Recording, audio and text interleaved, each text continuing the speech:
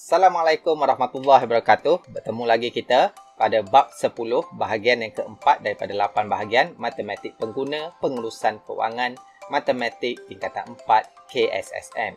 Okey, pada bahagian yang keempat ini kita masih lagi pada standard pembelajaran 10.1.1 dan bahagian yang keempat ini kita fokuskan pada proses mengurus kewangan yang keempat, iaitu melaksanakan pelan kewangan.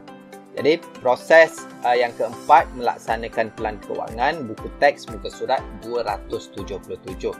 Jadi pelaksanaan pelan kewangan menukarkan perancangan kewangan kepada tindakan. Sebelum ini kita dah buat plan dan kita kena laksanakanlah. Kita kena laksanakan. Okey, semasa melaksanakan pelan kewangan, seseorang individu harus mengikuti perancangan pada peringkat awal. Seseorang individu haruslah sedia mengubah dan membuat perbandingan antara perbelanjaan bulanan yang dirancang dengan perbelanjaan yang sebenar. Hal ini memberikan peluang untuk mengenal pasti sebarang pembaziran dan seterusnya mengurangkan perbelanjaan sebenar agar dapat mencapai perbelanjaan bulanan seperti yang dirancang. Jadi kita tengok di sini. Ini Encik Yasir yang merancang perbelanjaan dia dan juga perbelanjaan sebenar dalam bulan pertama. Okey, ini perbelanjaan bil elektrik makanan yang dirancangnya 150, makanan 600, tetapi perbelanjaan sebenar dia 200 dengan makanan 850. Jadi apabila kita melaksanakan tu, kita tahu perbezaan antara perbelanjaan sebenar dengan yang dirancang. Jadi perbelanjaan Cik Yasir menunjukkan pertambahan ke atas bil elektrik dan makanan daripada yang dirancang. Jadi Encik Yasir dia perlu kurangkan penggunaan elektrik sebanyak RM50 dan juga perlu kurangkan jumlah perbelanjaan untuk makanan sebanyak RM250. Jadi kurangkan keluar makan di luar dan lebihkan beli bahan mentah dan masak. Itu cara dia. Okey, semasa melaksanakan pelan kewangan, kita harus mengutamakan pembayaran perbelanjaan tetap. Contohnya ansuran rumah, pembayaran kad kredit, ansuran kereta dan sebagainya seperti yang diberitahu sebelum ini. Okey, pembayaran lewat ansuran tersebut akan menyebabkan pembayaran faedah tambahan. Contohnya, caj lewat bayar akan dikenakan penalti lah. Seperti yang awak belajar pada tingkatan 3, apabila lewat bayar kad kredit, dia akan dikenakan caj lewat bayar. Jadi sama juga untuk bayaran-bayaran ansuran yang lain. Okey, semasa melaksanakan pelan kewangan, seseorang perlu memastikan aliran tunai bulanan sentiasa positif, iaitu pendapatan melebihi perbelanjaan. Mesti positif supaya kita dapat mengelakkan aliran tunai negatif, perbelanjaan melebihi pendapatan ini. Okey, jika wujud aliran tunai bulanan negatif, anda harus mengambil tindakan yang cepat bagi mengubah corak perbelanjaan. Itu yang kita perlu buat tu, melaksanakan pelan dengan yang sebenar. Jadi kita tahu positif ke negatif aliran tunai kita. Sekiranya masalah ini tidak diatasi, maka hal ini boleh menyebabkan seseorang itu gagal mencapai matlamat keuangan dalam tempoh masa yang ditetapkan. Jadi kita kena bertindak segera apabila ada aliran tunai negatif ini. Okey, contoh yang keempat, buku teks muka surat 278. Ini Puan Aminah nak beli kereta harga RM50,000 dalam masa setahun. Dia cadang nak bayar deposit ataupun wang pendahuluan sebanyak RM7,500 daripada simpanan. Sebelum ini Puan Aminah tidak ada langsung simpanan dan ingin membuat pinjaman kenderaan daripada bank.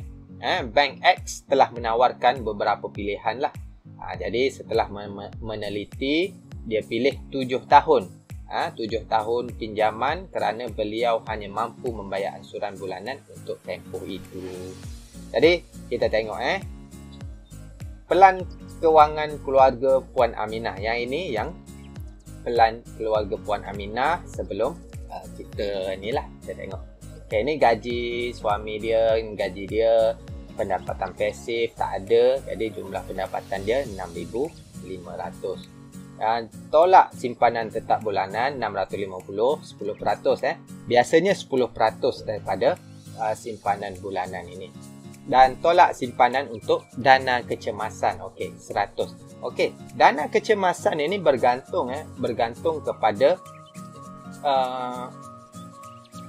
kita punya kekuatan untuk menyimpan itu. Boleh jadi 200, boleh jadi 300 untuk dana kecemasan ini. Ini varies ini varies dan jumlah pendapatan dia 5,750. Okey.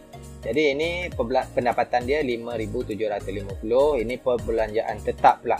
Dia ada pinjaman rumah sebanyak 1,500, angsuran kereta suami 600 dan juga insurans untuk perlindungan 400. Dan jumlah perbelanjaan tetap bulanan dia tambah semua ini 2,500.